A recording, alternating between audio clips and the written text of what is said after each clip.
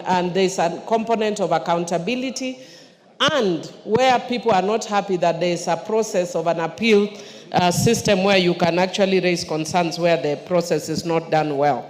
Madam Speaker, it also talks about adequacy, accessibility, and sustainability of social protection interventions. And Madam Speaker, when you are talking about accessibility, one of the things I'm hoping that this bill will do will to take into account the geographical variations in this country.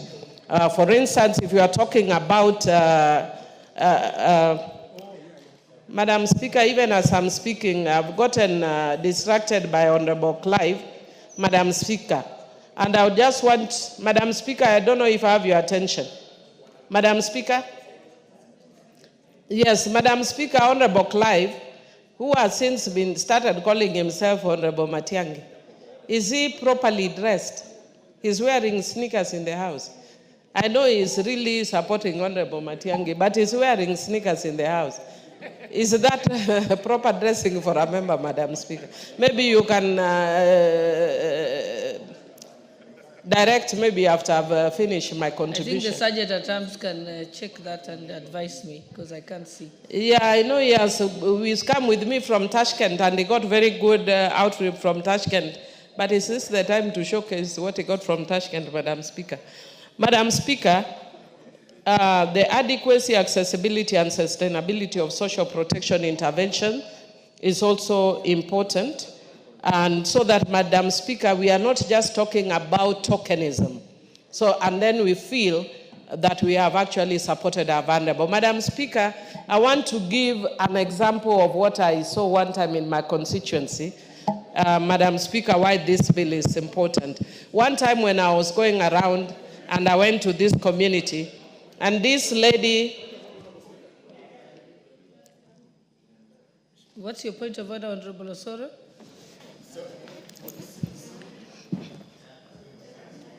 Sorry, Honorable Speaker, it's not my wish to interrupt my learned senior Honorable Millie, and it's really unrelated to what she was, and to her submission.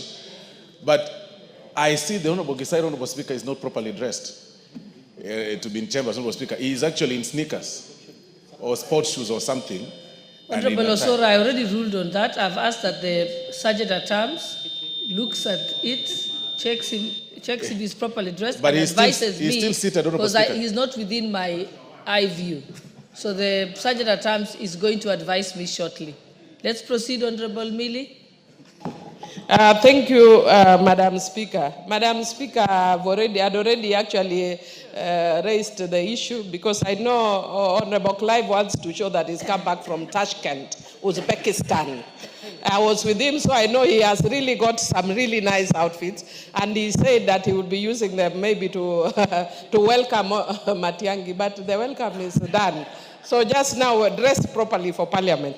But Madam Speaker, I was just saying, I was giving an example that when I went to my constituency, Madam Speaker, and one of the women who came to me, the public actually asked me to assist this woman, and when she came to me, she literally pulled her dress up, her blouse up, before the public.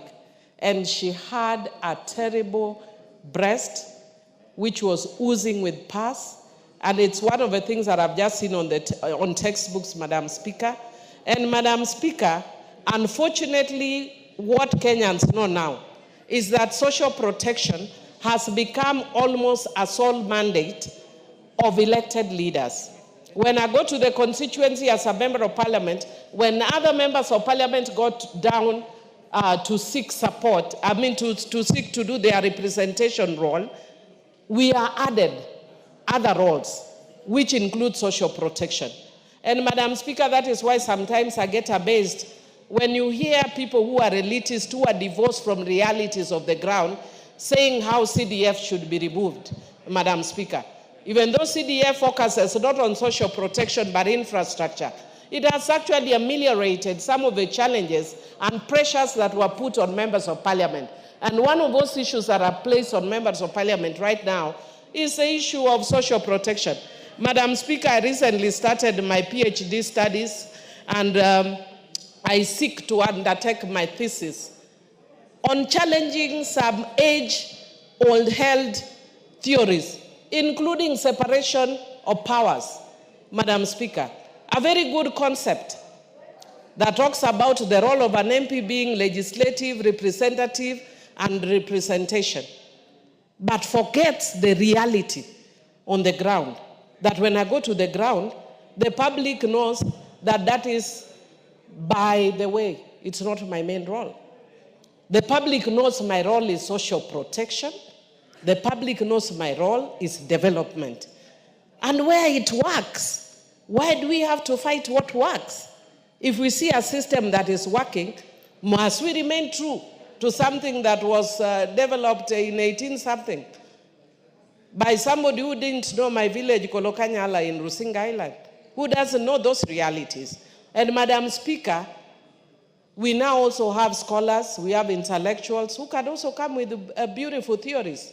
And I'm one of such intellectuals who will come with theories that will either improve Montesquieu's theory or will overthrow Montesquieu's theory. It will take 20 years or so, but I'm saying that out of Africa, something beautiful is happening. And that something beautiful is a different model of development that ensures infrastructure is coming up, that accelerates infrastructure. Because our core area of accountability is through election. You don't do work for members of the public, they throw you out. Who wants to be thrown out? So, Madam Speaker, we have to reconceptualize how we think. And one of the things that this would help before it completely overwhelms MPs is the issue of social protection. Madam Speaker, we provide for people with medical needs. We provide for bereavement. We provide for, mental health. We support even people who are having diaries and all that. Young men who want to marry and cannot be able to marry because they don't have means. It's the role of MPs. Madam Speaker, if I was asked to write a CV of what an MP is, it's very different from what I see the elite people write. Legislation, representation, and oversight. We are pastors, we are intercessors, we are preachers, we are social protection systems, we are ATMs, we do, pardon? Councillors. Madam Speaker, the list is endless, but we need to reduce it to a manageable level and look at the ones that work. And one of them that works excellently and people are coming from all over Africa to benchmark is CDF. And that is why, in order to shield us, let us make sure that the government at least takes the social protection to protect our vulnerable women, to protect our vulnerable children, to protect persons with disability and other marginalized and minority communities in the society. With those few remarks, Madam Speaker, I support. Thank you. The Honorable Member for Suba West, Honorable Masara. Suna West, yes, Honorable Masara. I know you had a similar bill. Yes, proceed.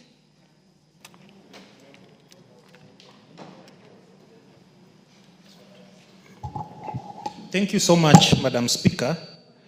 Madam Speaker, I think our gods are with us because in this Parliament, we are going to pass a bill which is going to help so many people.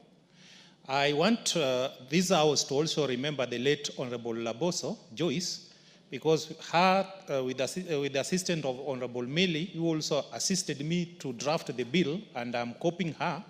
She's doing her PhD on the same line. I'm also a student of PhD on the same line. And we are talking about this particular bill. The Social Protection Bill, Madam Speaker, is a very important bill. And I want to support this bill, but I want to put Parliament into put some information that the bill I've worked for the last 7 years is why this bill is in this house, because it was supposed to go to the third reading. Madam Speaker, the beneficiary of social protection bill are people who are really in need of our support, more so as leaders. In Kenya today, if I can give a brief for those who have not gone through this bill, people, the vulnerable society are benefiting. But by the time this bill, the program was started, they were being given 2,000. By that time, a dollar was 100 shillings. It was equal to $1. So according to the United Nations ranking, anybody earning or living with below $2 per day is supposed to be supported.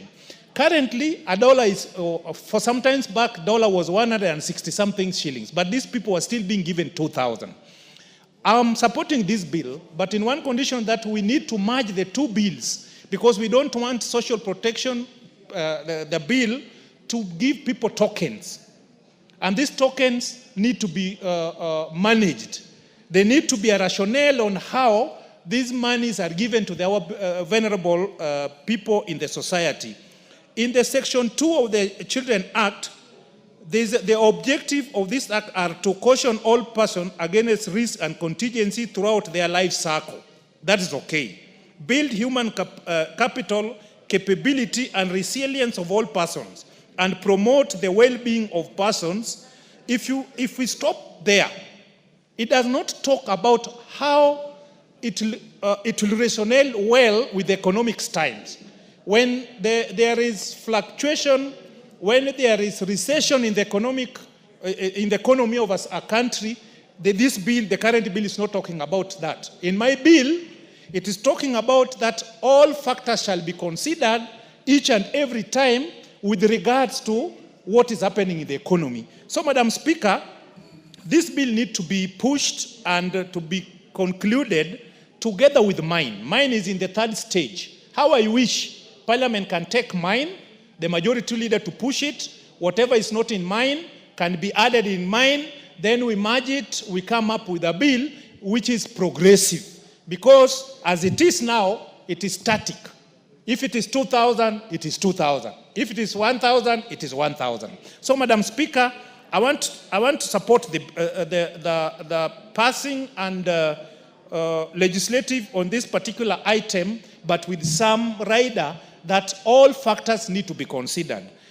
Part of it is not applicable, because when you talk about all persons qualifying for this particular item, Madam Speaker, in my bill, I'm suggesting that somebody can be in this bracket over a period of time.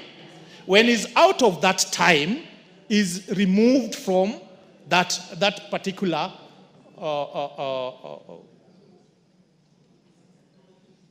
support. But this one is talking of all persons. So as I support this bill, I'll talk with most of our members and the leadership of Parliament so that we can bring them together. We come up with a legislation which is progressive, which will go for a longer period of time, but as well helping the needy people. Madam Speaker, the CDF now, we have a provision of supporting these vulnerable people through paying for them health, NHIF, the previous scheme. Now it is SHA. When this bill is implemented, the county government also will be given opportunity to... What's your point of order, Honorable Otiende? Thank you, Madam Speaker. Madam Speaker, I seek your direction on Standing Order number 1 on a very simple matter. I'm listening to Honorable Masara support the bill, but he's also asking you to direct that his own bill be brought forth so that the bills can be considered together. It sounds to me, Madam Speaker, as if then Honorable Masara is not actually supporting this bill, because procedurally, as I understand it, usually in such circumstances, then both bills would usually be referred to the relevant committee to rationalize and consolidate and then present. So, Madam Speaker, is it in order for Honorable Masara to be asking you to refer his own bill to the House while also supporting a separate bill? Madam Speaker, I seek your direction. I think I was letting him ventilate, but I think eventually what it comes to is that at the time when we have the committee of the whole, he'll probably be able to move some amendments or suggest amendments to it. That's how it came to me. That there are some aspects the bills are similar, but there are some aspects that are not incorporated in this current bill that are in your bill. Yes. So I was going to get there, but I think you can proceed. Thank you, my senior and speaker. Both of you are learned friends. I'm learning a lot from you. And I don't want to add or remove anything from what you have said. I'll just proceed. And thank you so much for the support you have given me. You know, I got a boost because of this bill. Getting a bill to reach third reading in this house is a real problem. Madam Speaker, I started that my bill in my first term, first month in Parliament.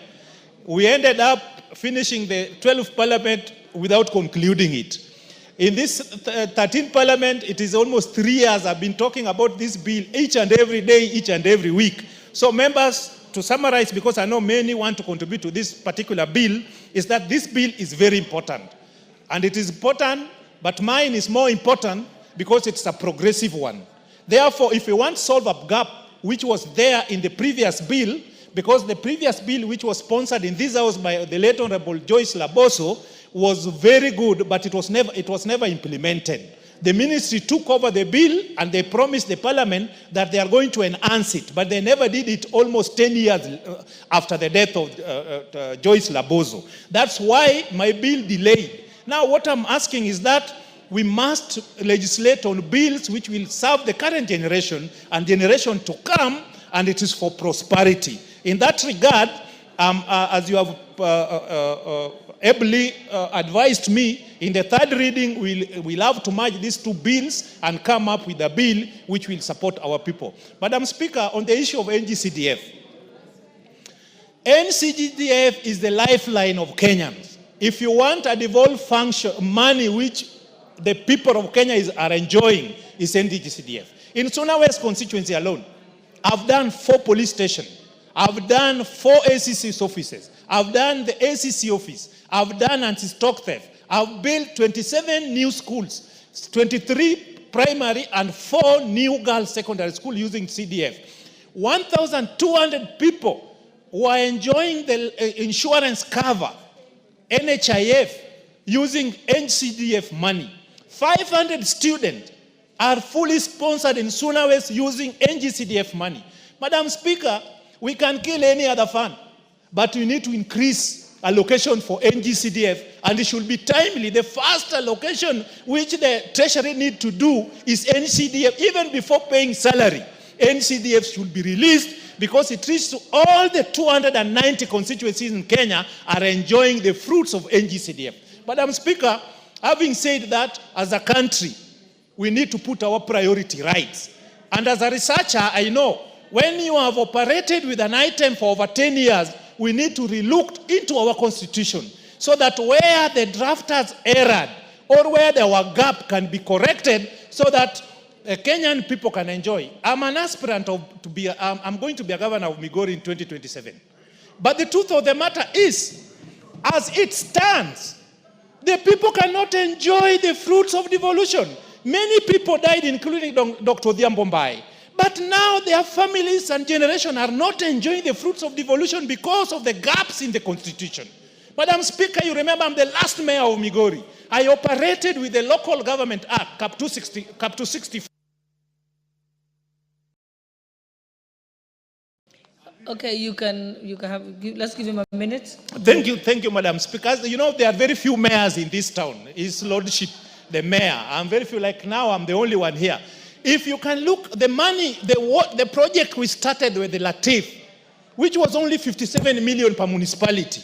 They are the project now, the county, especially on the health sectors. All the health centers started by Municipal Council of Migori are the ones still existing today. Therefore, Madam Speaker, as we move on, as we legislate, let us not also introspect ourselves on what must be done so that the Kenyan population can enjoy the fruits of paying their taxes. Thank you, Madam Speaker. Thank you, Member for Endebess. And members who want to contribute to this, please press the intervention button. Thank you, Madam Speaker. Madam Speaker, I stand to support the Social Protection Bill, National Assembly Bill number 12 of 2025. Honorable Speaker, This is a very crucial bill. And as you are aware, social protection deals with the most vulnerable members of the society, where it has several pillars. Among them is where they are able to give money to the elderly. I know Majority Whip was referring to my neighbor, Honorable Ferdinand Wanyonye, being elderly, but he's not elderly. Honorable Ferdinand is a young man.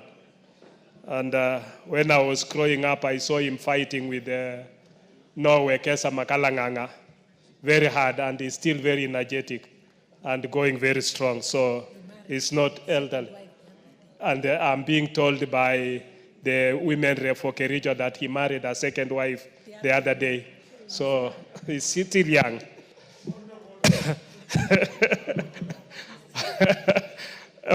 Thank you, Madam Speaker. So we've been seeing that in this bill, Honorable Speaker, the social, the SAF fund, the Social Accounts Fund, through the amendment to the Public Finance Management Act, will be able to be created. And this will also have a board, because currently as it is constituted under the Ministry of Social Protection, we only get communication as members of parliament that money is being credited into the accounts of those who are elderly. But you find that among those who are elderly, there is somebody who is 70 who is getting the money, and there is somebody who is 75 and is not getting the money. And these people have no way of appeal. This bill creates an appeals mechanism for people to be able to appeal to the board. It also creates a board that will be able to be dispersing those funds, and the board can also be able to have extensions and have a mechanism, because the bill is also concerning counties, and it talks of the coordination between the national government and the county government, so that this brings a whole mechanism. Madam Speaker, you know that we have a contentious county allocation of revenue bill in this House. And the main reason is that we got devolution as a country. But unfortunately, we devolve corruption to the counties. Most of the money that is going to the counties is not ending up in the ward level. It is yesterday I saw the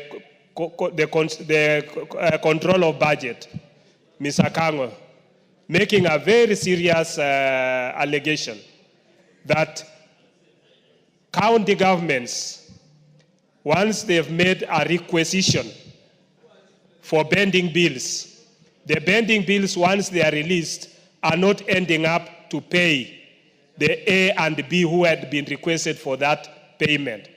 But the county governments are going and reallocating again that money, because the control of budget is not able to look at whether they have been able to, whether they are able to do what they had requisitioned for. And I think this is a very clearing corruption case.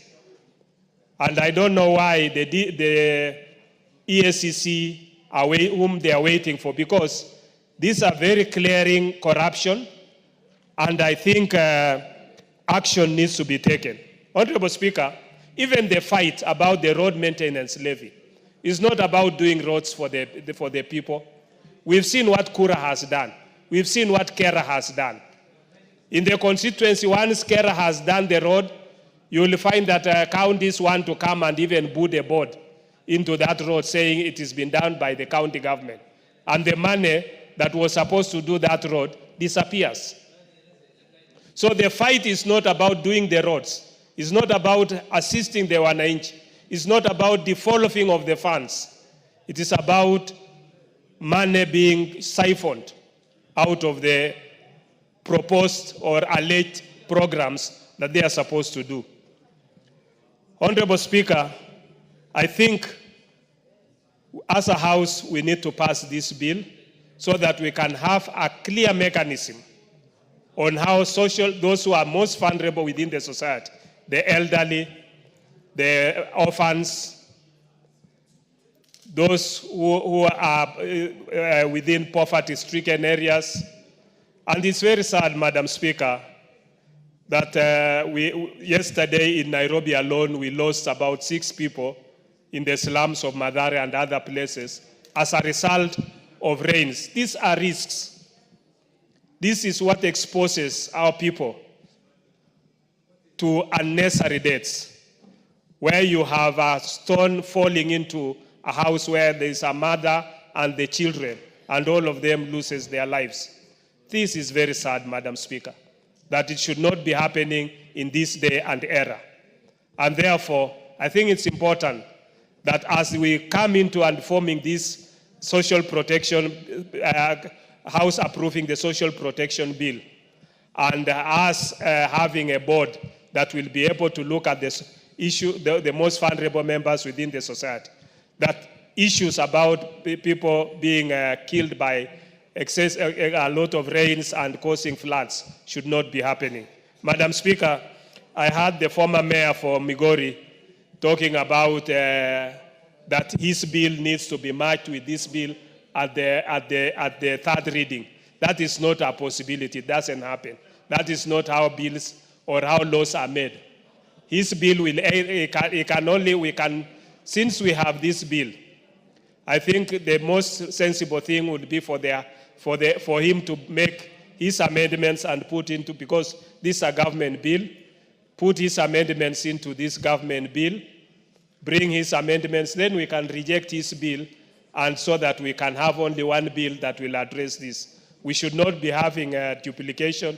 Then later on, we are not able to do it in a proper way. So since this is a bill that is sponsored by the majority, we should be able to, even our own standing orders gives it that the majority or a bill sponsored by government has priority of a bill that is sponsored by the member. And therefore, this is a bill that is now going through the second reading.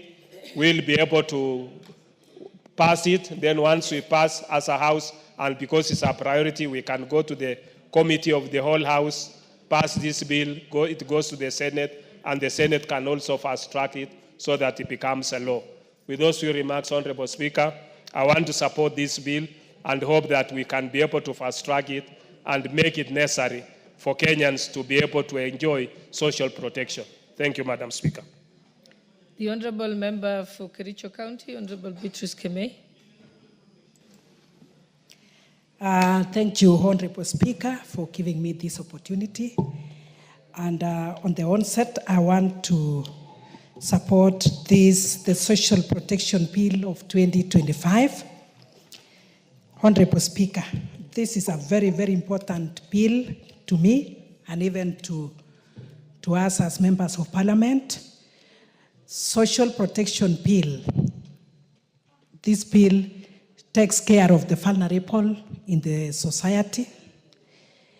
And this is where we have the government having these policies and programs which are designed to safeguard individuals against poverty, vulnerability, and even social exclusion throughout their lives.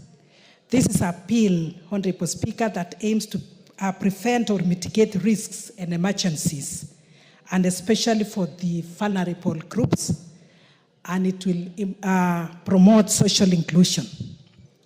Honourable Speaker, as the County MP Kericho, I want to put it clear that women reps or county MPs have so much responsibilities, and especially when it comes to the people we represent.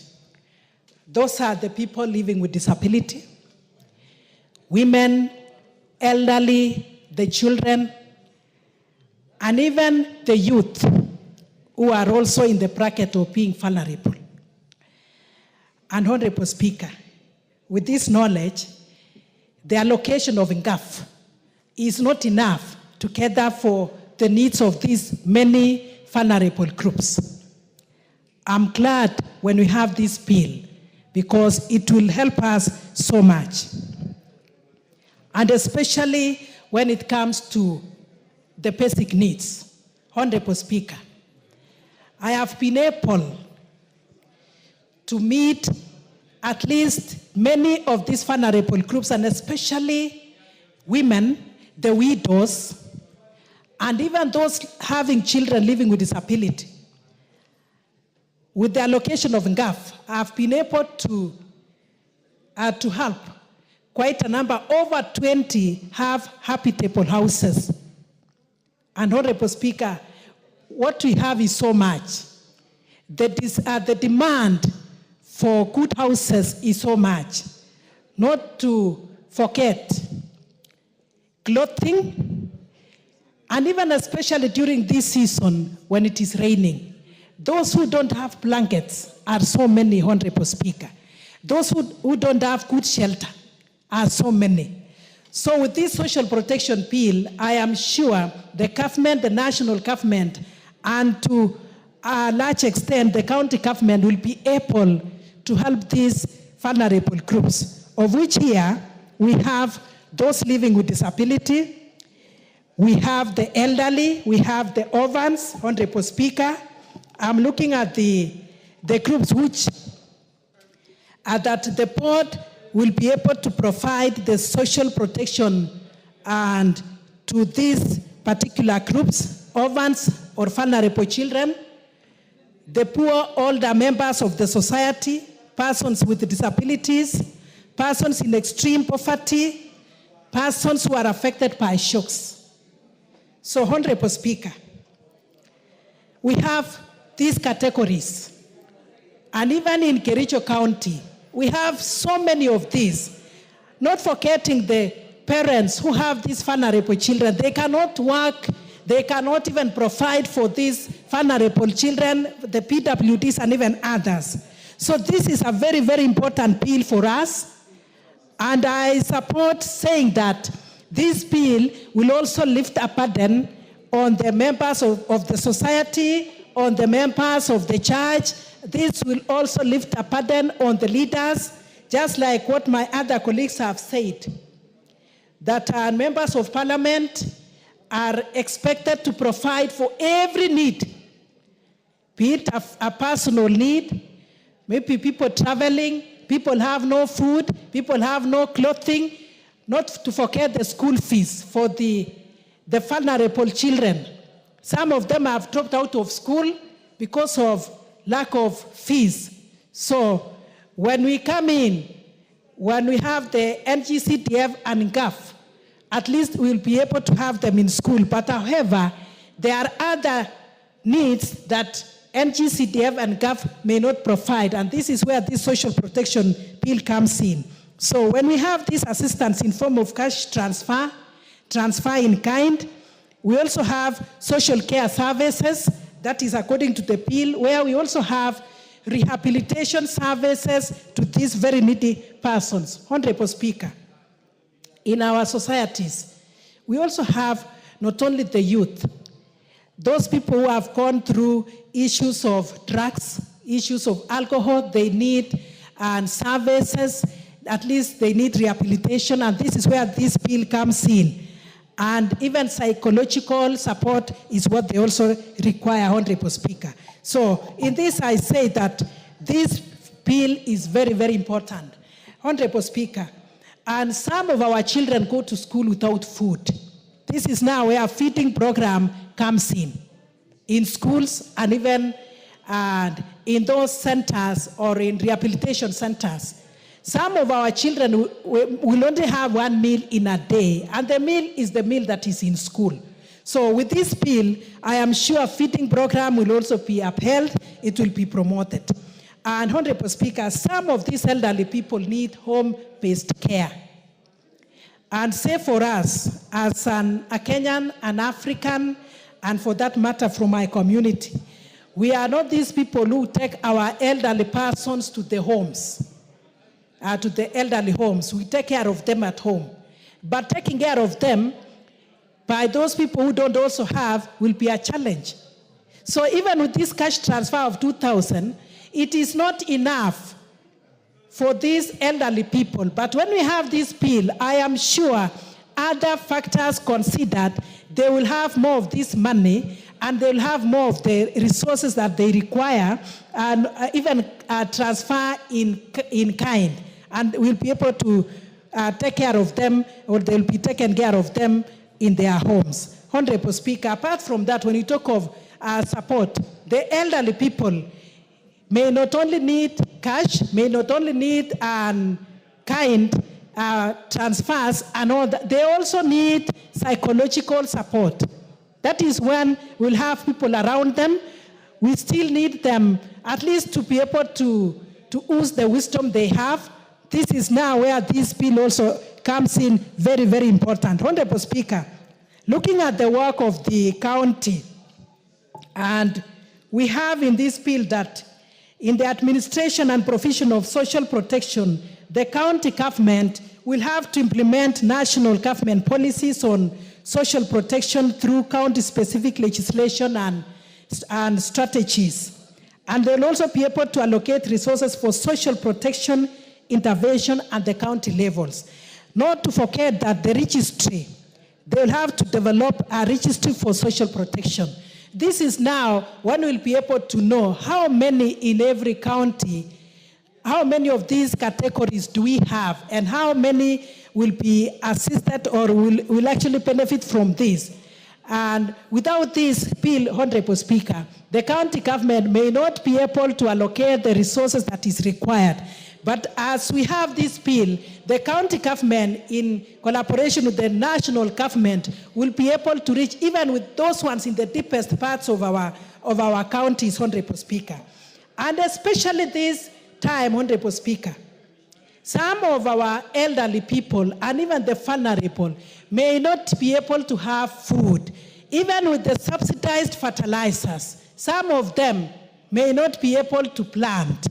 But with the cash transfer and with this one in kind, at least the county government will be able to identify them, provide the necessary resources for them. Some of them have very small piece of land, but food security being very, very important, Honorable Speaker, the county governments can provide as it is required. So to me, Honorable Speaker, I support this particular bill, and I know it will lift a burden as we try as much as we can to help the most vulnerable members of the society. And once more, Honorable Speaker, I support the bill. Thank you very much. Well said. The member for Marsabit. Thank you very much, Honorable Speaker, for giving me this opportunity to add my voice to this very important bill that concerns the life of the vulnerable in our society. Honorable Speaker, when we speak about vulnerable people in our country, we have the senior citizens. The senior citizens maybe who have been working in the past, but today they live in a very poor situation in different parts of this country. They don't have anything that protects them against any danger. They don't have medical care. They don't have social protection. And even they don't have any of their relatives to support them. We also have people living with disability. In most of the parts in this country, people living with disability have been disadvantaged in many ways. And most of the time, African society look at them and they feel that, you know, any person living with disability is like a curse to that family or the relatives. And they hide them, they keep them, they are not exposed, they are not given opportunity to go for education, they are not given the opportunity for any protection against any danger, they are not even given medical care. And they end up suffering. Honorable Speaker, in addition to that, we have orphans. Children who have been orphaned and they have no parent to take care of them. And most of the time, even their relatives take advantage and they end up mistreating them. And this bill will come in and give them hope And that is why, as I stand, I support this bill, because we'll be able to take care of the minority, the vulnerable, the people living with disability, the elderly, the orphans. And again, I want to talk about drug addiction. Drug addiction in our country is getting out of hand. Our young people, out of frustration, many of them have gone into drug addiction, and many of them are in need of going to rehabilitation centers. Honorable Speaker, as a country, we need to plan for them. We need to take care of them. We need to see how they can be rehabilitated and come back to the society. The parents of those who are drug addicted are suffering because they have no way to help them. And if this bill can also put into place how they can be assisted, that can really help. Honorable Speaker, another category of the vulnerable in our society is the people living with HIV/AIDS. We know very well that HIV/AIDS is something that affects our society and something that has been here with us for many years now, and many families are affected. And these are the vulnerables in our society that need serious attention. And this social protection bill will help all the people that are in need of the government support in every part of the country. And then we will be able, even for us as members of parliament, then we'll be able to know our needy people and support them through this bill. Honorable Speaker, we need to have serious data of all the categories that I have mentioned. And unless we have the data, we will not be able to take care of all the vulnerable people in our society. Simply because, like where I come from, we have people living in different parts of that country, Marsabit, and the distance between the headquarters and where the people are living is quite long, and we may not be able to know. So it is good for the government to take serious, to give serious attention in collecting the data of the vulnerable in every part of this country. And as we do that also, Honorable Speaker, one thing that can guide us is the poverty level in our country. The poverty level in our country is quite high. For example, Kenya as a country, over 39% live below the poverty level. Honorable Speaker, 40%, 39.6% is quite high. And to make the matters worse, the vulnerable in our societies are nowhere, and we have not given them much attention in the past. The 2,000 that the elderly people are given will not be able even to buy them medication.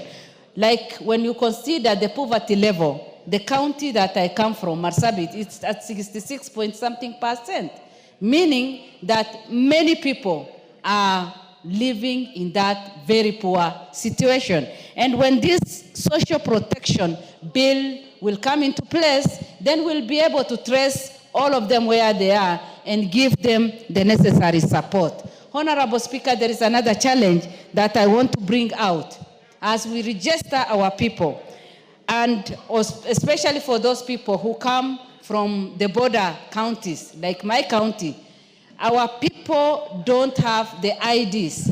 I thank the President, who has now said that the IDs should be given without any serious vetting.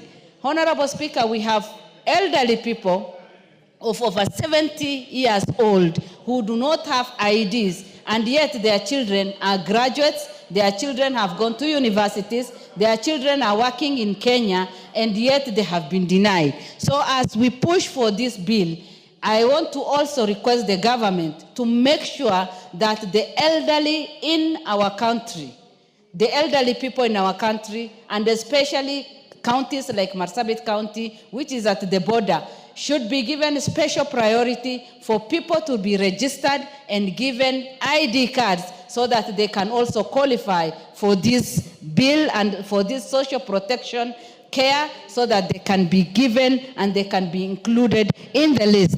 Honorable Speaker, as I conclude, we need to create enough of awareness. We have so many policies that are there in place, but Kenyans don't understand. So the best thing that we can do as a government is to create awareness of the bills or their human rights, so that people at the village level, then they'll be able to know what belongs to them and be able to demand for their rights. Honorable Speaker, with those few remarks, I support the bill and I encourage the members of parliament to contribute positively so that this bill can be enacted and support our vulnerable people, the widows, the orphans, the people living with disability, the people living with HIV/AIDS, and all the others that need our attention. Thank you, Honorable Speaker, and I support. The member for Seme. There are hands up this side. We're given 3 this side in a row. Thank you. This side also have a chance. Yeah. Thank you, Mr. Speaker, for giving this opportunity. I rise to support this bill. Mr. Speaker, social protection is one act that actually distinguishes the human society from the animal societies. It is only human beings in their right senses that actually make programs that protect vulnerable people. Animals don't do that. So this is an extremely important bill for us. And our Constitution, the 2010 Constitution, actually takes care of that. And this is in line with the Constitution. If you look at Chapter 4, the Bill of Rights, particularly Article 43 of our Constitution, it will tell you that the areas that we actually need to protect people, the area of health, the area of housing, the area of access to water and sanitation, and social security. So this is actually in line with the Constitution. Mr. Speaker, we have to look at the issue of poverty in our country. Defined by expenditure of about $2.15 per day, we have a poverty level ranging from 26 to 46% in various parts of the country. And it is more so in urban areas than even in rural areas, where in urban areas, a monthly income of 88,000 per month will really define you as living in under poverty, and while the rural areas 4,300. So, Mr. Speaker, this bill will protect those people in that category. And it's not only protection, it actually improves survival of people. There are families that just with the minimal social protection, the children will actually survive. The children can go to school. And in that way, not only survive, but you actually improve human capital. Their children, if they're supported from such families, will actually get proper education and have social mobility. Mr. Speaker, social protection is also an investment, not just an investment in a social sense, but actually socio-economic investment. Where there are cash transfers, it has actually been proven that for every dollar that is given as a cash transfer, you actually get a return in the economy of $8.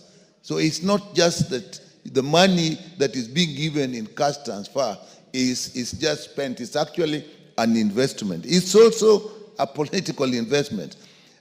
Some of us may have heard about President Lula, who actually, people forced him to go back even after coming from jail, being jailed by his opponents, because of the social protection programs he started that actually moved a large number of Brazilians from poverty into middle income level. So this is something that we really must support. I know there was the bill of the late Honorable Laboso, which I actually participated in, but I think it was not actually implemented. having this bill, I think, is the right thing, and I hope this time we are serious about it. And social protection is in all areas. If you look at the area of just survival, the area of food, the area of housing, the area of shelter, the area of education, the area of healthcare, all these are actually social protection. So, Mr. Speaker, in our country, we actually have a lot of ongoing social protection programs. But I think this bill will actually help to organize and coordinate them. Mr. Speaker, a working social protection will be a big relief to politicians, members of parliament. You know how we actually contribute to all social ventures in families, and if you have proper social protection, some of that will actually be taken care of. In this country, there are a lot of ongoing social protection programs, but most of us just think of cash transfer programs, which we have for orphans and vulnerable children, which we have for elderly persons, which we have for persons with disability. But even feeding programs in schools are a social protection. Even agricultural subsidies are actually social protection. Social health insurance, like what we have in SHA, replacing it, that is also a social protection and a social security. So, Mr. Speaker, we have this, and they are going on, but they have challenges because there is no legal framework that takes care of this. And the challenges, if you take, for example, the cash transfers, the issue of disbursement is a big issue, and we've never gone through a session without a member raising the cash transfer for elderly persons. Some people are not getting the means of getting the cash transfers. We tried direct payment. We tried getting now into mobile phones, and we still have a problem that with the disbursement. We also have lack of coordination because, as I've said, all these social protections, if there is no proper coordination, there'll be a lot of double dipping. So you'll find that a family may be getting under a disability area, then the same family will be probably getting it in bursary, the same families will be having orphans and vulnerable children. So there is need for some coordination. And that's a big challenge in the social protection programs that we have. There is the issue of just pure theft and grafts, because if it's not properly organized, now in cash transfers, there are people who are helping the persons that are the recipients. And these people themselves actually do steal from these people. Even the officers that are actually running these programs, even the banks, some money even get lost in the banks. So again, there is need to do that. There is also the problem, we don't have an exit programs, because in some cases of social protection, people can actually, like orphans and vulnerable children, there's an age which they reach when they should exit. Even families, you do not only give social protection if it is cash transfer, there are social protection that should actually be income generating, on which people are placed once they start getting cash transfers. So people actually, I was involved in these programs, we reach situations where when mothers and women groups were actually given social protection, they reach the point when they say, actually, I've now started my own business, I now actually don't need this, and you can give it to, we don't have that now, so that it seems to be forever and ever and ever, and we don't exit people from these programs. So we need to look at that. Also, we don't have the systems of responding to socioeconomic changes. As a member said earlier, we started with 2,000. Actually, we started with 1,500, and it is this house that actually, with the motion, moved it to 2,000. Maybe we need to do better. But we don't respond to the socioeconomic changes. We don't respond to inflation. So again, we need a system that will take care of that. So I support this bill. It actually addresses the very important issues that I've been talking about. If you look at clause 5, it actually addresses Article 43, the issue of equity inclusivity, justice, problem of discrimination, right-based approach, access, and so on. So that this bill actually is very appropriate. And if you go to clause 7 of the bill, it establishes a board. And if you look at the functions of the board in clause 8, Mr. Speaker, you will find that it will design, implement, monitor, and evaluate social protection interventions and programs. It's also going to create a registry. It's also going to coordinate this. So this bill actually is a bill that we must appeal to our colleagues to actually support this bill. And when it comes to the Committee of the Whole House, we'll make amendments, but it's a bill that we need to anchor our social protection programs on. Thank you, Mr. Speaker. Thank you. Member for Laikipia East. Thank you, Mr. Speaker. And I rise to support this bill. It is timely. And we all note that we have been having social protection programs across. And for the first time, with this bill, there will be order.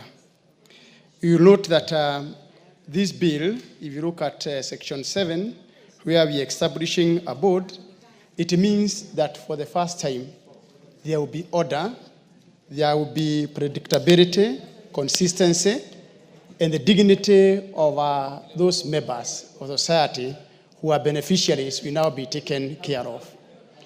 When you look at those people who are supposed to benefit, and especially the elderly, these are people who have served this nation.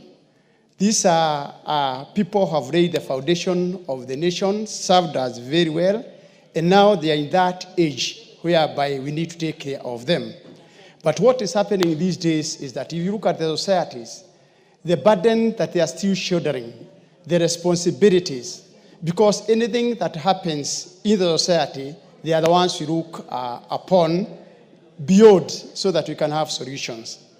You get when our young people get neglected or they neglect themselves, end up in a drug addiction, they fall back to the same parents that are supposed to support them.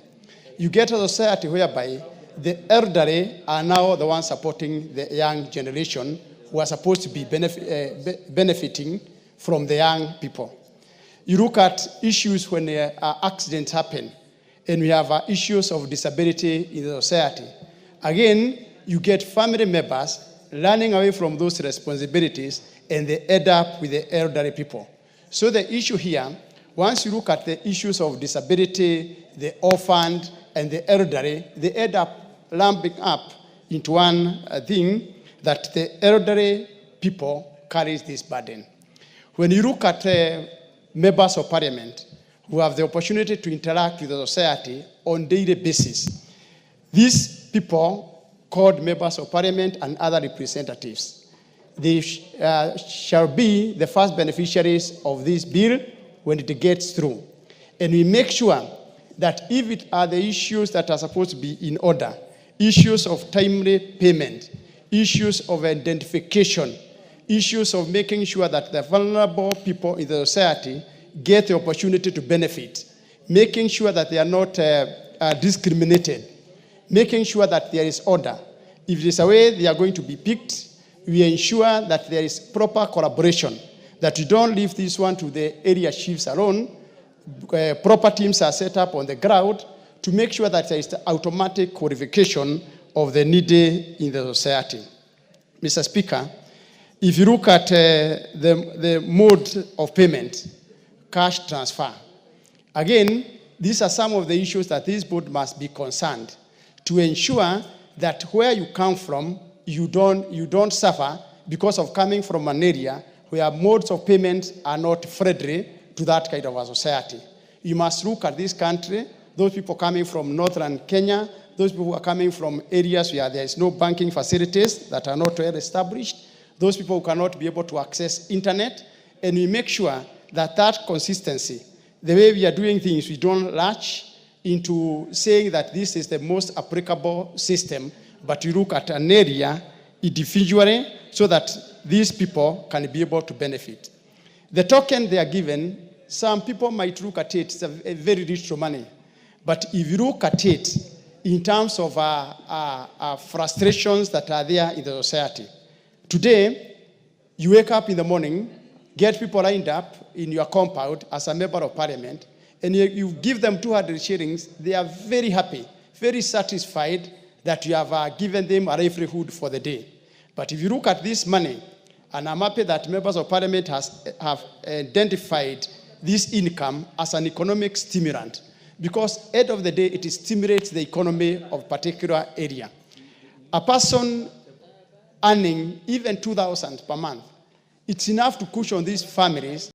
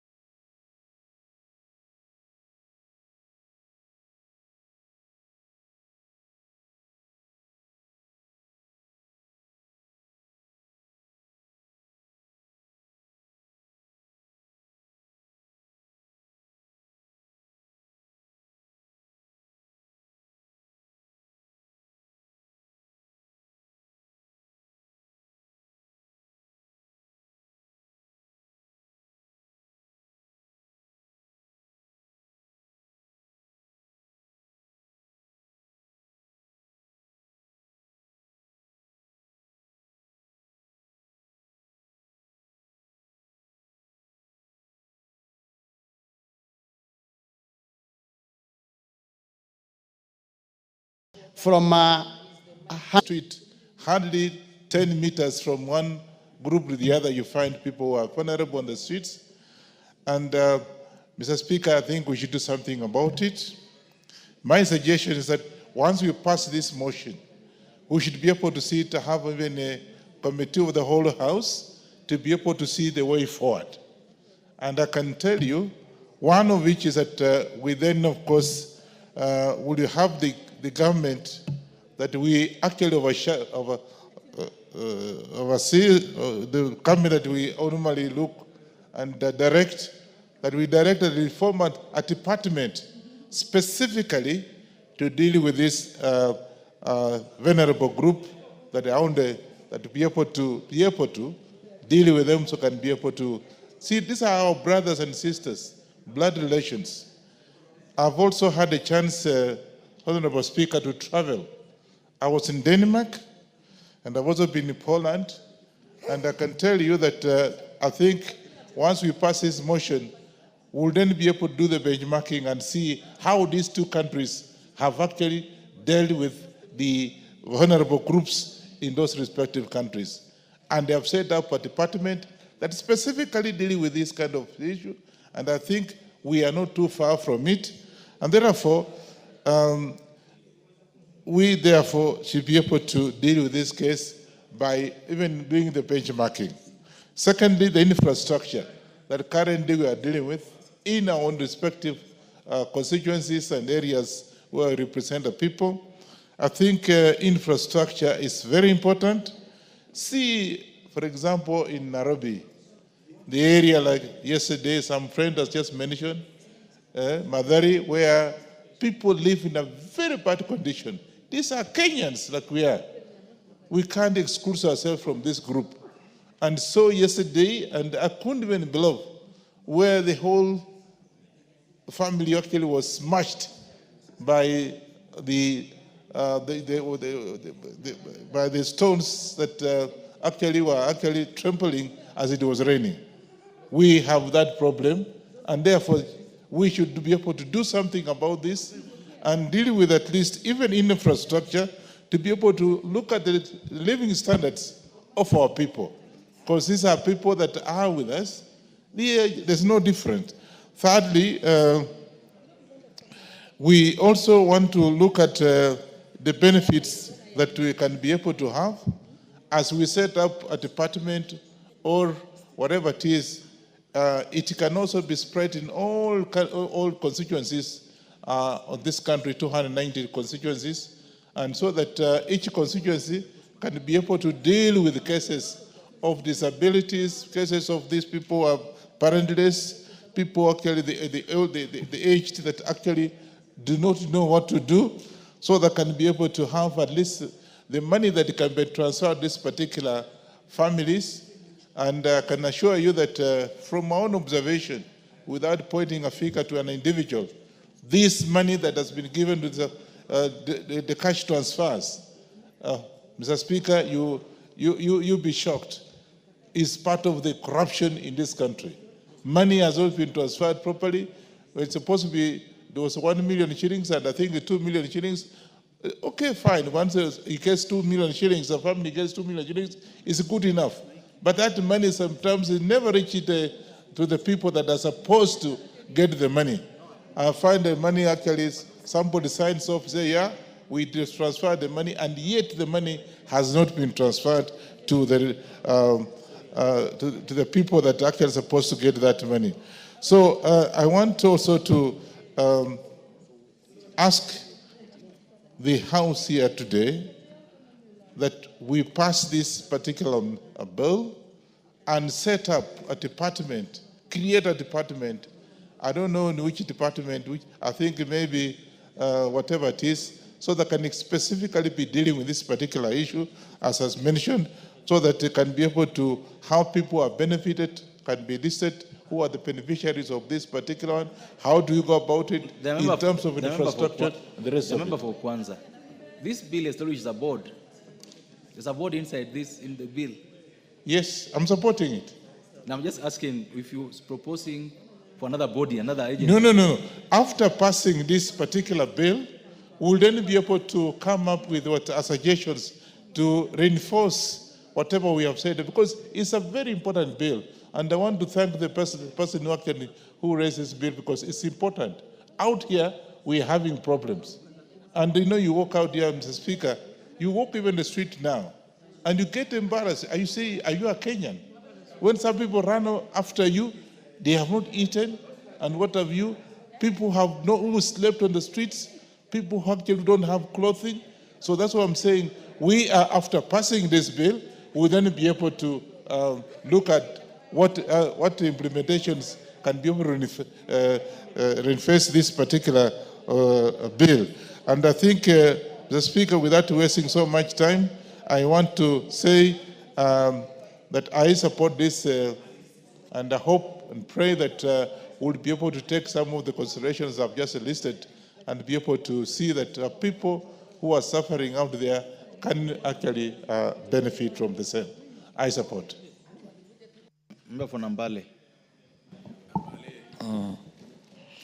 Thank you, Mr. Speaker, for giving me the chance to speak on this bill.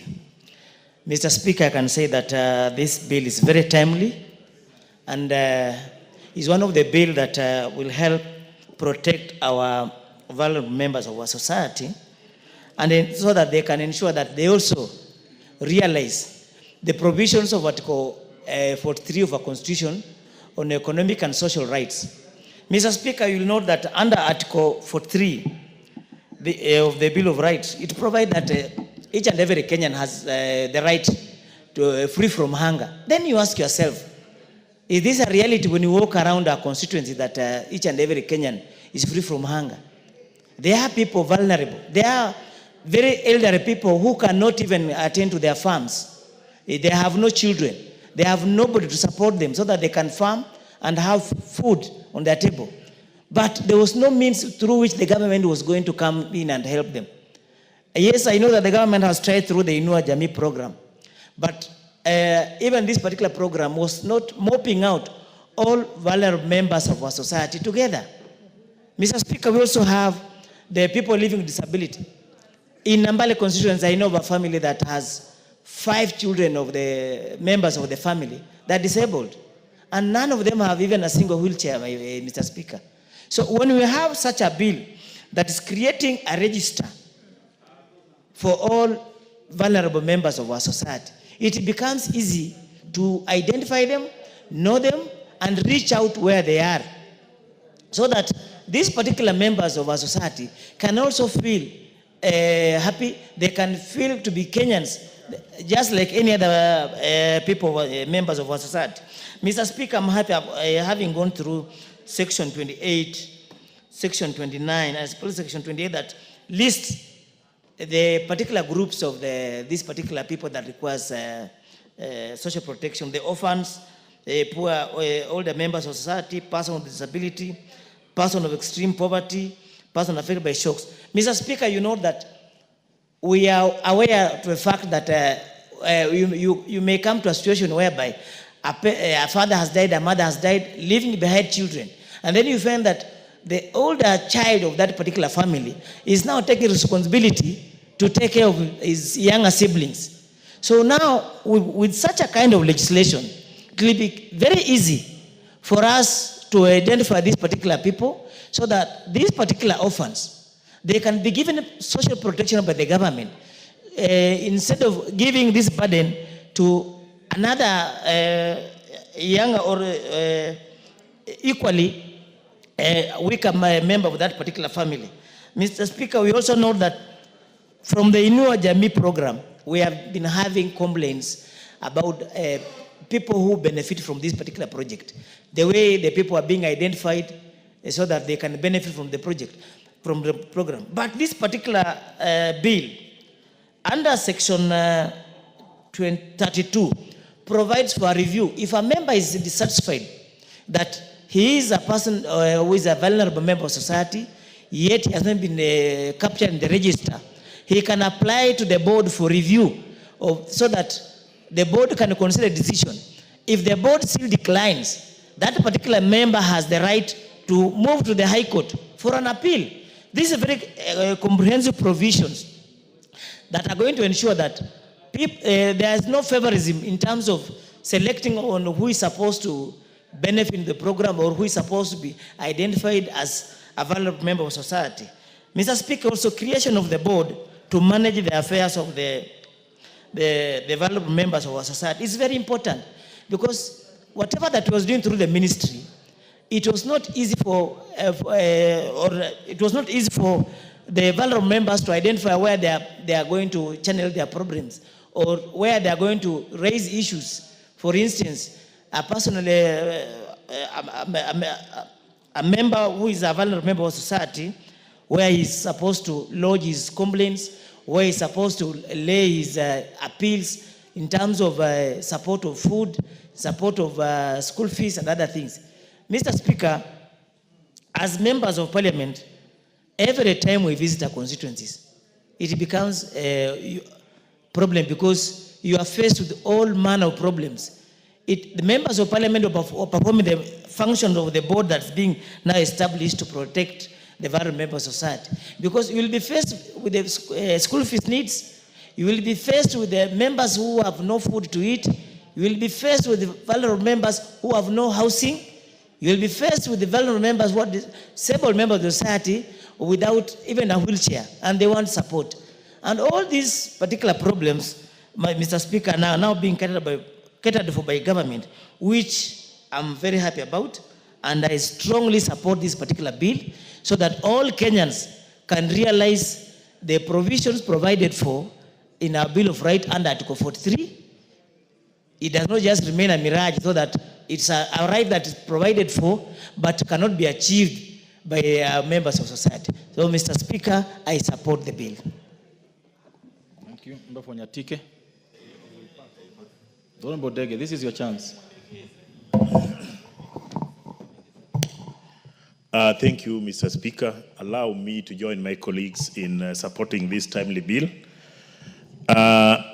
In the last parliament, I served in the Labor and Protection Committee, and I could detect there were a lot of loopholes on the current structures we have to support the vulnerable people we have in the society. When you look at the proposal before us, it's clear that there is an attempt to solve most of those issues using this bill before us. And I would urge ourselves as a House to take this opportunity to make sure that we panel beat this bill and ensure that we sort out all the issues which are outside there. As a member representing a constituency, I can tell you the issues we are meeting outside there on people who are very vulnerable. It's very tempting because you'll find yourself to be changed from a honorable member of parliament to be a welfare officer, because majority of people who cannot make ends meet will always knock at your door because they don't have any way out, but they have to look for you as a leader to help them solve their personal issues, which I think this bill can help to cure, so that we have a way of making Kenyans be dignified. In fact, if you want to measure the success of a country, you look at how that country is treating people who are less fortunate with their midst. If you are in a country where people who are less fortunate are not considered and helped, that's a failed state. Again, you look at our country here and all over Africa. If you go to a country where you find hawking on the roadside is a major activity in a country, that country is poor. That's a country, majority of people in that country are living below minimum wage. And you'll find majority of those people are hawking outside there. Most of them are vulnerable. Some of them are walking using support. Some of them are left along the roadside to beg. Those are things which we can cure if we thoroughly worked on this bill. Another area of concern which I want us to be very clear about is the criteria of enrollment. If you are in your constituency today and you go down there, you'll find people who are over 70 and are not benefiting, visiting your home almost every time you're at home. Why are they coming? They are questioning why their neighbors are benefiting and themselves are not listed. So if we come with a very clear criteria, where when you attain a certain age and you are vulnerable, you are automatically listed.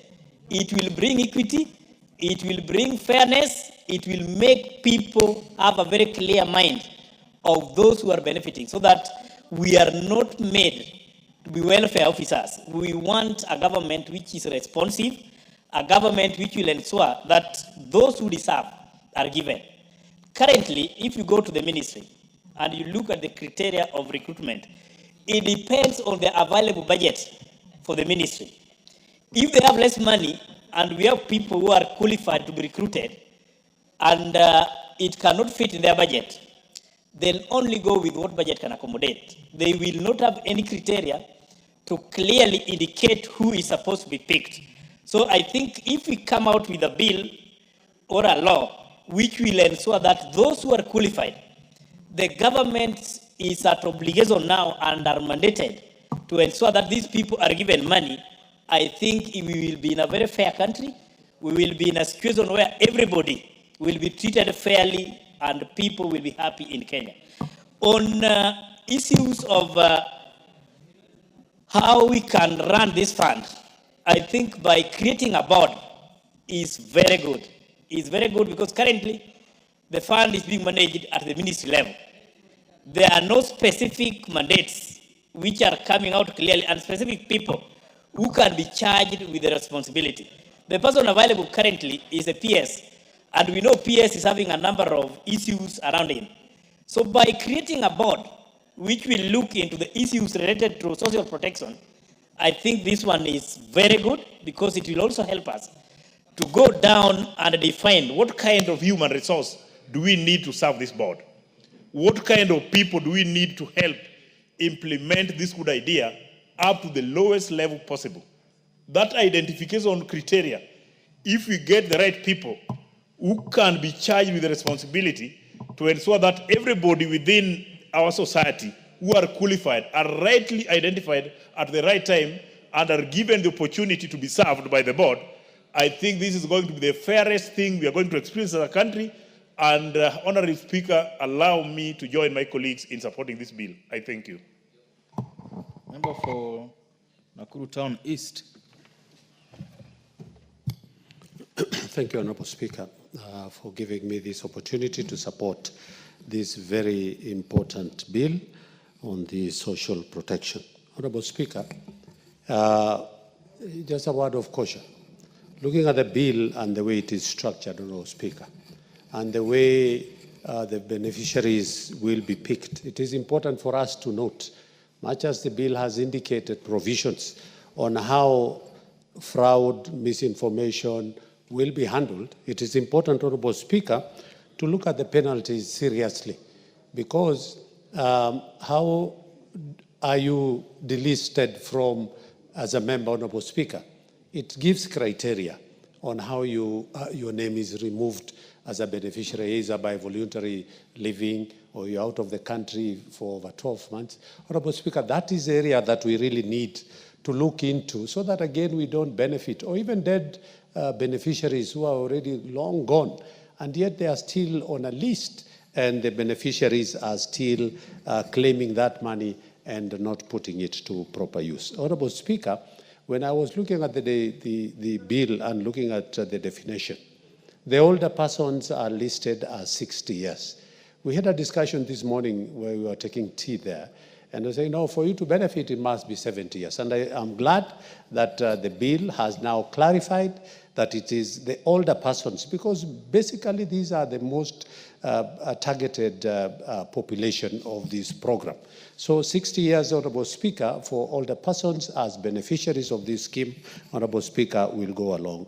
The implementation, Honorable Speaker, is very key and well explained in the Act, where it talks about equity, social justice, things that has always been forgotten. In the past, you would find some provincial administration, particularly the chiefs, are the ones who are given that responsibility to go and identify, for them only to bring people who do not deserve. So the implementation of this goes towards people who are benefited, and now the inclusiveness, non-discrimination and participatory. And I think that is a key, Honorable Speaker, for us to be able to identify. Honorable Speaker, if you look at the clause 6, talks about the county government involvement. In Nakuru, for example, we have a place called Arms House. It is a place where elderly people are taken care of by the county government. It talks about how then do we bring on board county governments in this program.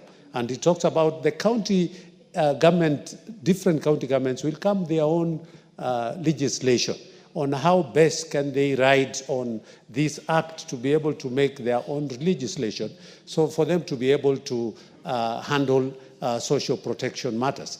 And in Nakuru, for example, it used to be very vibrant when we used to have the municipalities. But as we are talking now, you will find only 3 or 4 wazes who are there, even sometimes lacking. So it is important, the involvement of county government, by even including them as reps in the board, because I think we have one vacancy that is left for county governors to be able to bring their representation in the board so that they can be part and parcel of this very important issue. Honorable Speaker, 9 members in the board. I think, again, we need to be to look critically as Parliament, that we've been talking about the number of people who should. Is it a must that we must have 9, or can we have a lesser number, but very effective? The aspect of also, of course, it's understandable where you bring a PS whose ministry is involved and Treasury because of the disbursement of the amounts of money. But, Honorable Speaker, it is key as we give the Cabinet Secretary an opportunity to pick from the other 4 outside the government, that it is important, so that, again, we don't have legislation. Honorable Speaker, the Climate Change Council, for example, that we were saying that we get a representative from a certain organization that deals with, then they end up taking themselves, if you pick from this association and not from the other, they go to court, and then the Climate Change Council never worked for 5 years. We vetted, and we were unable to give the names to the president to pick, because, again, they went back to court. So, again, it is important, as the Cabinet Secretary is speaking, so that, again, we avoid legislation. I should just give a direct appointment, so that, again, we don't end up having a board that will never even be working because that you didn't pick a member from this board that is associated. You know, like LSK, it's only one body. If you tell LSK, give us a person, they give. But you find in these other setups, you find they have different small bodies here and there, and then they bring. Honorable Speaker, the board member, the experience aspect. Honorable Speaker, had an opportunity for the National School Drama Festivals that were happening in Nakuru. Honorable Speaker, had an opportunity to accompany the President for when they visited State House. And one of the plays that won in that drama festival for 2025 was won by a school here in Nairobi. And it was talking about how generally life is all about. And at one point talked about experience. Honorable Speaker, that you could not, one of the students who had just finished and had first-class honors could not be able to be employed just because they didn't have an experience. Honorable Speaker, experience, again, is something that we really need to look into. The 10 years experience, Honorable Speaker, in my thinking, and hopefully when we'll be going for the 3rd reading, we will be bringing some amendments so that, again, we don't lock out youthful members of the society who might be able to want to join because of the experience. Honorable Speaker, the cash transfer and the transfer in kind also brings about something that is very critical, the services. Honorable Speaker, we cannot only talk about that cash transfer and transfer in kind, and then we forget about rehabilitation. And this bill brings about rehabilitation. Honorable Speaker, you'll find stressful wazays or even young people who are out there who needs this. So it brings these services, be it of psychological care, be it of matters to do the home-based care like the one that, again, this bill talks very effectively on that line. Honorable Speaker, the members, how are you identified? It talks about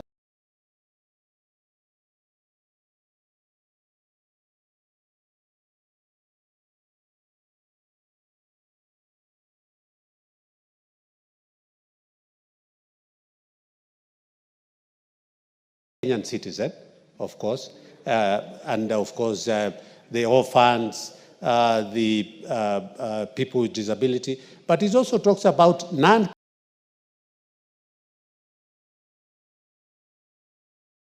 citizen which requires an emergency. And Honorable Speaker, that is key, because sometimes you might find you are not a Kenyan, but you are here and there is an emergency, and this bill has taken care of that issue. On application, who applies, Honorable Speaker? Elderly people, sometimes they are too old for them to be able to apply, and so this bill gives a way for a representative of the beneficiary to be able to apply on behalf of the beneficiary, which is a very good indication. Honorable Speaker, on matters to do with the appeals, under 33 is 30 days. That if you are not happy with the decision of a board, at least you have 30 days for you to be able to make an appeal. Honorable Speaker, about the abuse, termination, abuse suspension, if you abuse this, then you find yourself in terms of you can be suspended. Honorable Speaker, there is quite a lot, particularly on data protection, that any person who is handling data related to this, it's key. So you must abide by the Data Protection Act so that you don't give out information that is required. Honorable Speaker, on matters of the penalties, I think that is another place that we'll be bringing some amendments. Honorable Speaker, a fine of 200K and 6 months because of unlawful disclosure, that is so little. It will encourage people to be able, and maybe fraud, 2 million and 5 years, that is where we should. So we'll be bringing some amendments, Honorable Speaker. And lastly is about the transition, that the board will take up all that was being done if it goes through, but most importantly, we don't go to what we have seen in SHA, that I'm a member of NHIF, and then when I transit to SHA, I have to register afresh. Honorable Speaker, the transition is very clear that you continue.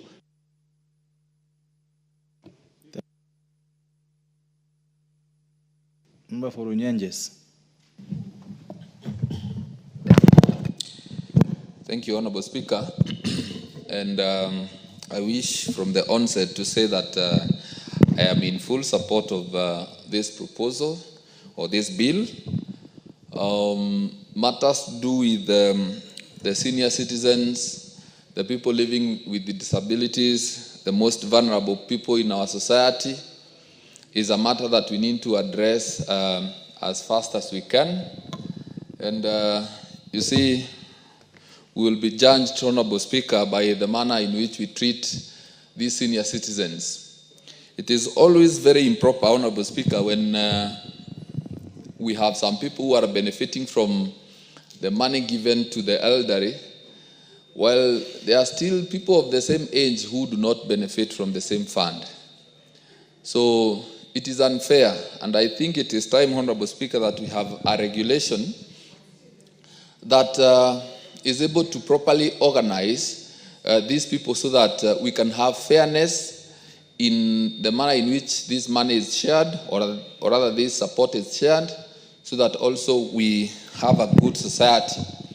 Honorable Speaker, there is a time I had a chance to go around my constituency and taking stock of the affairs in my constituency, and I realized that we have so many people living with disabilities.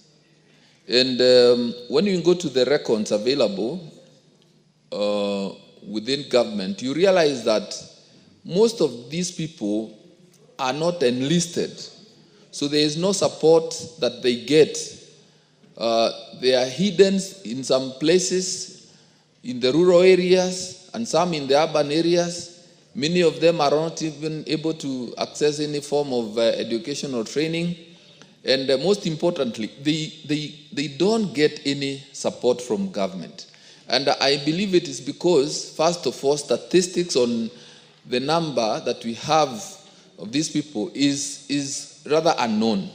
So I would support this bill so that we have a registry of these people, so that in every constituency, in every ward, in every sublocation, the government of Kenya is able to tell how many people deserve the assistance. But going to what the Honorable Kionjori said, Honorable Speaker, even as we think of how to support these senior citizens and those that deserve this form of support, it's good to think of how we can support them to have extra income, because I do not think that it is sustainable, because the money that we give them is money drawn from the taxpayers. It is the people of Kenya that contribute this money in form of taxes. How about if we are able to enable or facilitate these people to make some extra money from what they do? Because you realize that a number of them have some pieces of land where they can do some basic farming. They can keep a cow, they can keep a goat. Some have some few coffee bushes, some have some few tea bushes. How about if we ensure that they can get more money from what they do? Yeah, like we acknowledge that the government of Kenya, or rather Kenya Kwanza administration, promised that milk will be sold for not less than 50 shillings. Yes, while that is happening, we also take notice that we are buying animal feeds at a very high cost. So the benefits that we are getting from selling for 50 and above, that is being taken away by the high cost of animal feeds. How about if we are able to address such, so that those people who can keep a cow, a goat, or can do some basic farming, can keep chicken here and there, are able to supplement their income? Because it is not sustainable if a lot of people in this country become independent. So even as we think of having a legal framework to assist these people, Honorable Speaker, I believe it is okay if we can legislate to support these people in a way that they can get extra income. So having said that, Honorable Speaker, I support. The Honorable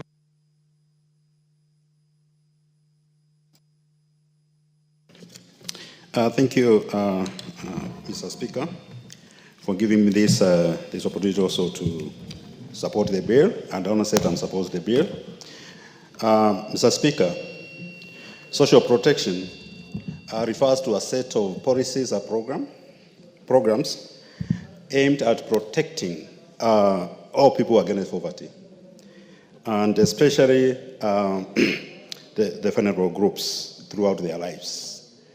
And Mr. Speaker, Kenya has tried to bring up social protection programs in this country. And according to Kenya Social Protection Policy 2023, there are 3 pillars which are supposed to guide on the issues of social protection in the country. One of them being income security pillar. Second, social health protection. And the third one, therefore, the third one is shock response social protection, and the last one is complementary program in the country. And it's based on this policy whereby we have this bill which is supposed to actualize the policy on social protections. Currently, there are 3 kinds of social protections in Kenya. There's the cash transfers, access to basic health care, and enhanced social supports. On the issues of social transfers, Mr. Speaker, everybody is aware that government has been transferring 2,000 shillings to the people who are 20 years and above, and also to the disability. 20 years and above? 70 years and above. Okay. Sorry, I'm sorry for that. And also disabled people. This money helps them to cater for their day-to-day needs, especially food and other essentials. But I've also realized that when this money does not come, some people will come and tell you that they have also been paying, using the money to pay school fees for their grandchildren. The money has been, of course, the disbursement has been a challenge. Sometimes they stay up to 6 months without getting the money. And therefore, the impact of this money is not really felt. Because if somebody stays for 6 months without getting the money, the impact becomes very minimal. The other thing is for a long time, there's no new registrations of the health people. You realize that people have become 70, 75, but they have not registered. And this is an area which the government needs to look into, because really you don't want people coming to, as a member of parliament, coming to you to ask for support because they are already 70 years. Another challenge which is facing this is the inflation. The 2,000 since they registered maybe over 10 years ago, the value of that 2 shillings has declined significantly.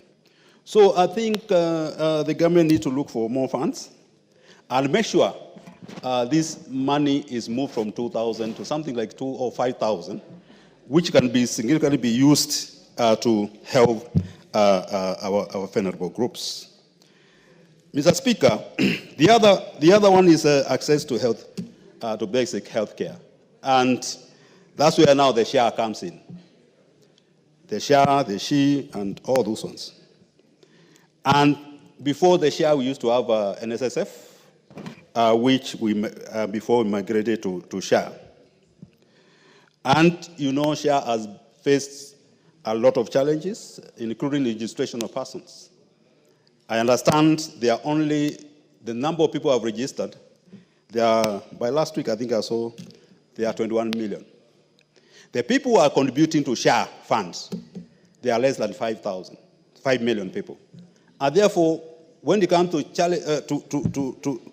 to funding and disbursement of that money and the support from the 5 million people to 21 million people becomes a challenge, because that money is not enough. Because when we were in Naivasha, we were told every month they are contributing around 6 billion, but the demand is more than 6 billion. Therefore, there's a challenge of that. Mr. Speaker, when you look at our health facilities across the country, they are wanting. A lot of health facilities have not up to standards. They have no drugs. And even the access, some of them are very far from the people who are supposed to be, to get health care. Because health care is not about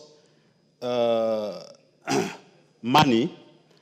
Access is about access in terms of finances and the distance.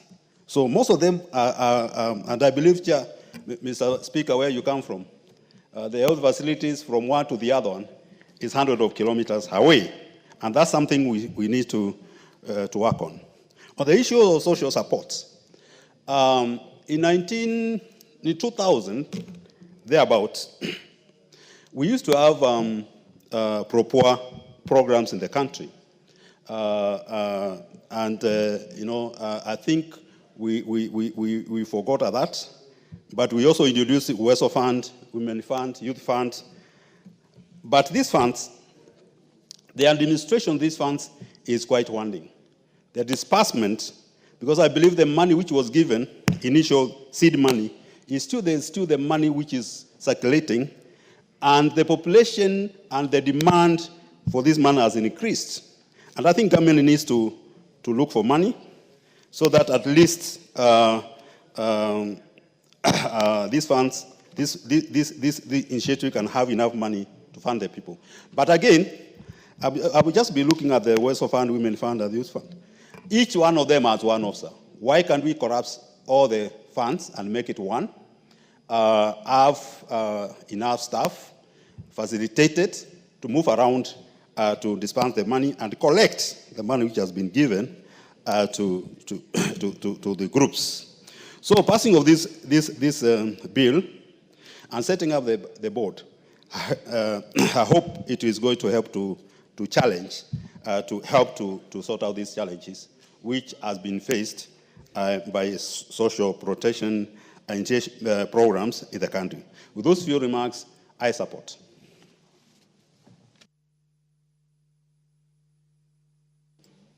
The Honorable Sane Ibrahim, MP for Wajir North. Thank you, Mr. Speaker. When we talk about social protection, what comes to mind is cushioning people from vulnerabilities. Cushioning people so that the risks they face is mitigated, so that you strengthen their rebound, they are more resilient, and be able to continue with life as it was. Mr. Speaker, from where I come from, northern Kenya, droughts and famine have been serious risks to lives and livelihoods of people. Pastoralists keep livestock for their well-being. Droughts and more so climate change of late, there has been serious concern on the adaptability of people with the emerging risks. Social protection has been with us for quite some time, Mr. Speaker. Relief food has been a common intervention, but that has not been effective. Then came the Hunger Safety Net program, which was co-funded by the donor communities. Civil society has been the driving force of that program. Hunger Safety Net has moved, there has been a shift from relief food intervention to cash transfers. Cash transfer has been a very effective way of responding to vulnerabilities and risks in that note. Mr. Speaker, cash has been effective in doing away with cartels and corruption around the sale of relief food. Cash has been direct to the recipient. There were no intermediaries. Cash has been more effective in the way, whereas relief food only targeted the food component, cash transfer has offered the needs of the bigger spectrum of a vulnerable household, from food, clothing, Medicare, all that they could do, though the amount that was being given, the stipend, was of a lower amount. Mr. Speaker, this bill, social protection, gives a holistic approach in terms of protecting people from vulnerabilities, abject poverty, social exclusion throughout their life cycle, more so with an emphasis on those who are really vulnerable, the elderly, the widows, the orphans, and for those who are extremely in abject poverty. Mr. Speaker, I do welcome that holistic approach, and I believe we only need to strengthen it further by making sure that we double the amount, the stipend so far being given by government. From around 2,000, if we can at least take it to 5,000. It will not be sufficient, but I believe it will go a long way in meeting the needs of those vulnerable households in the urban centers, in the pastoral communities, where that small amount can do a big thing in the lives of those who are so affected. Mr. Speaker, social protection is all about offering a safety net from people who have lost their livelihood. And I believe there is no better way to upholding our values as they are in the Constitution, those values of equity, inclusion, social, upholding all those good social standards by making sure that our marginalized, our vulnerable lot in the society are mainstreamed, and there is law at least anchored on that kind of approach. This bill has come the right time to make sure that social protection is anchored on laws that are, it's not only left to the civil society rather, but the government takes the front to make sure that our vulnerabilities are addressed. Without taking much of your time, and I know there are my colleagues who are in the queue, I support this bill. Thank you. The Honorable Member for Bondo Ochanda. Gideon. Thank you, Mr. Speaker. Mr. Speaker, as we legislate around issues of social protection, I want to believe that there are things that we need to consider, which we've not been looking at adequately as a nation. Number one, in the modern countries, modern world now, every young person after college starts thinking seriously about his or her life after work or upon retirement. Many of us here, particularly in this country, hardly think about that, hardly think about their lives after work. And yet, this, if you go to the West, you go in most of the modern countries, the young people start looking at what is it, how are they going to be after work?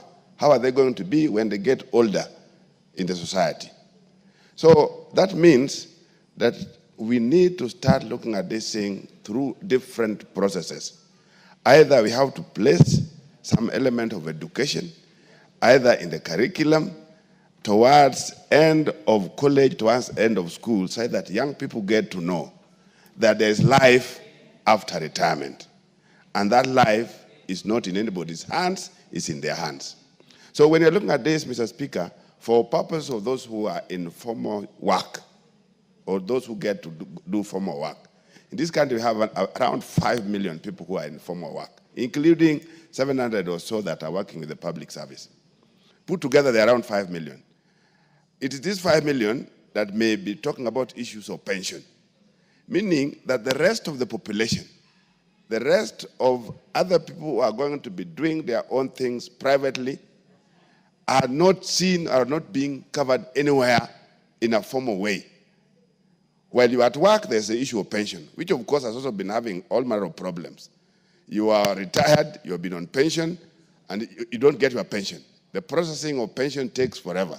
So these are some of the things that really needs to be looked at. But the main concern is, what of those who are out of pension? How are we looking at their lives when they get older in the society? What's the government doing? Because a larger population that is much more bigger than what the government is taking care of in the name of pension arrangements. So as a government, some level of education, some level of conscientization need to be done at a younger stage, where young people start to think about their lives when they are not in work. That's very critical, and we need to look at it as we do our things. But Mr. Speaker, again, as we do what we normally do, we are learning very little. Either as a government or as agencies that are there, we are learning very little. We are constantly struggling with things that are so easy, and we hardly learn or we hardly do them right. Mr. Speaker, I remember in the last 1 or 2 governments, we were struggling with the issue of intelligence. Here in this National Assembly, we placed money for 3-4 consecutive years, 6 billion, 6 billion, 6 billion. But for purpose of UHC, identifying the indigents in this country didn't work out. We didn't succeed. And that's exactly for the 3 years, that money was never used. And of course, now we are talking about when UHC is dead. Yeah? So we are not learning from that. We are also not learning from what works. We are struggling with structures of how to let national government functions reach out to the lowest level. And we've had experiments. But CDF has done it. In as much as there are these little scares here and there, the structure of CDF has given us a very good learning platform in terms of how we can reach out with the national government functions to the ground. And constantly, this is never utilized. There's the issue of, for example, cash transfers. It's happening, it's working, and it's good. But is that the only way how we want to look at it? If you track individually these persons that get money, the 2,000, you are trying to support them, but get to reach out to their homes, how these people are living. You realize that that money, they are not spending on them. The money is spent on some other younger people, grandchildren, spent on other who are either left for them to support by their sons or whatever. So in the end, what we are calling about, or we're talking about in the name of 2,000, does not help these people. So in as much as it's good, are we able to trace? Are we able to cross-check in terms of what exactly is happening? And that's why the whole issue of older people's homes was critical. It's not being looked at by county governments, not being looked at by our government, national government, but if you are able to avail, for example, in every sub-location, an arrangement where older people can get to have food, can get to have water, can get to have proper clothing, I think we'll be doing much more better than the arrangement where we are transferring 2,000, and these 2,000, we are not too sure whether it's being used on these older people.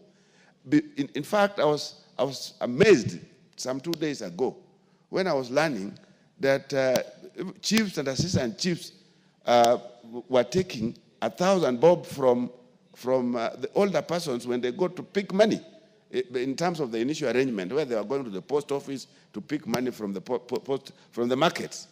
So while we are seeing this and we are wasting, we are also saying that no, there are structures that have worked. Why don't we use those structures? Why don't the national government just be firm that their point of development is at the constituency level? And we have all these things, all the functions coordinated properly at the constituency level, then we'll reach out to the public, we'll reach out to the people that we are talking about. So, Mr. Speaker, what I'm trying to emphasize again is we are learning much more less from what we are doing, whether we are failing or succeeding. We are not building on successes, we keep repeating on failures. So, Mr. Speaker, I want to believe that if the national government will sit and reconsider exactly at what point do they place development at the lower levels of Nairobi. Because if they don't do that, we'll keep this problem of somebody sending circulars, do the identification, they do wrong identification, you wait for circulars in terms of this and that, things don't work, because some of the departments, some of the departments of government that we are talking about, don't have their structures down there. So they get to rely on ngaos.